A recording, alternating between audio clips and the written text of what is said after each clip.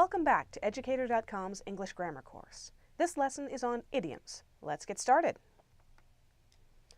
All right, we're going to begin this lesson with a brief overview. We're going to ask what is an idiom, find out what they are, how they work.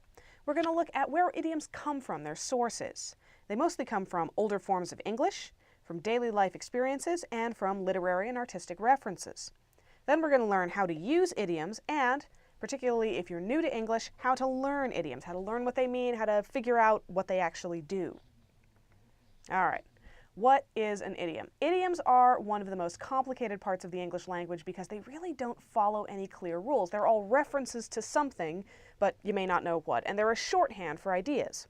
An idiom, generally, is an expression that means something other than what its words literally suggest. An idiom is a kind of metaphor, which is a colorful shorthand for a larger idea. So you might have heard someone say, "It's raining cats and dogs."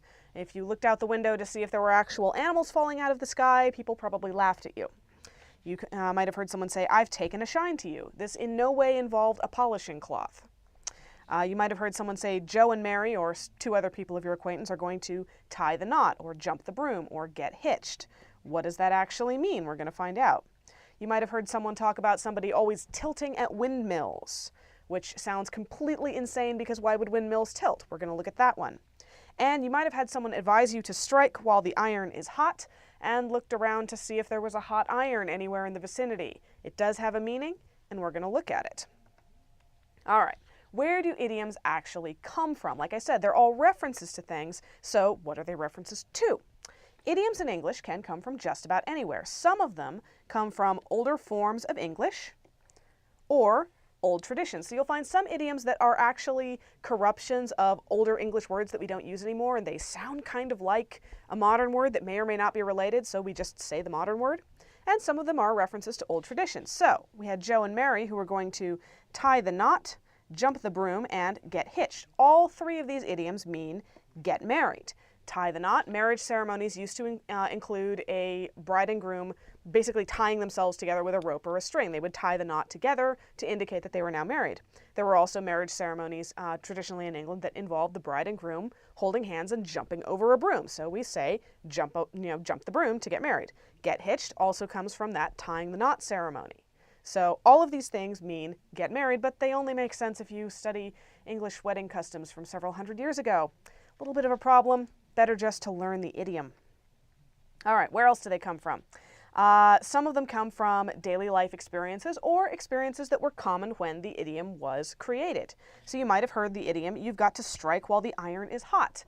Well, instead of looking around for the household appliance that you use to press your clothes, think about blacksmiths.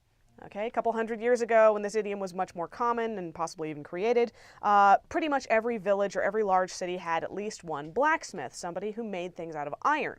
Well, if you ever watched someone working iron, they get it really, really hot and then they hit it with a hammer to flatten it out or shape it or whatever.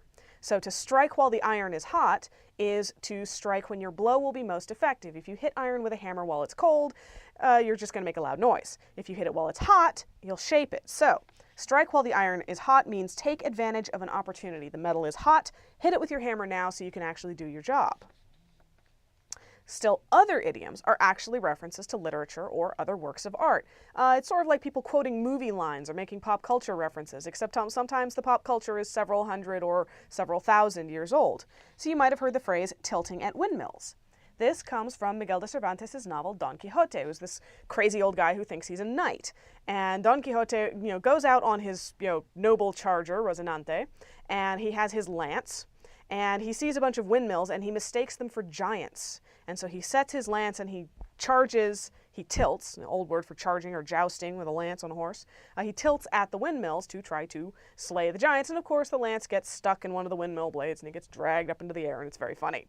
So tilting at windmills means attacking imaginary enemies, because that is definitely not a giant, or trying to solve imaginary or impossible problems. There was nothing actually wrong with the windmills. Don Quixote just really thought they were giants and wanted to attack them. All right, so how do you use idioms, assuming you actually know what they mean? You use them to express your ideas more clearly and colorfully, or to associate your ideas with a larger body of thought.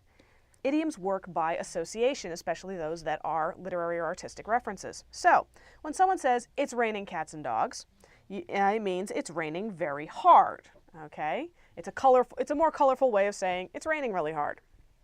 If someone says, I've taken a shine to you, it doesn't mean they polished you, it means I liked you immediately. It's shorter and more colorful. All right. You can even make up your own idioms, assuming they're relatively clear. So you could say that idea is a home run. From baseball, of course, a home run, the ball gets hit way out, everybody who's on a base gets to run, go home and score. So it's a big success. So you would say an idea is a home run to mean that idea is a big success. You can come up with your own idioms as long as you don't mind explaining them the first couple of times you use them. All right. So how do you learn idioms? If you don't know them already. Most native English speakers grow up learning a lot of them from at least their local area. How do you learn the ones you don't know? Well, idioms are one of the most difficult areas of English to master because there are so many of them, and English speakers keep adding more, sometimes just to annoy people. However, there are some ways that you can improve your grasp of idioms. Be a bookworm. That is an idiom that means read. A bookworm is someone who reads all the time, like a worm that lives in a book. Be all ears, which means listen very carefully.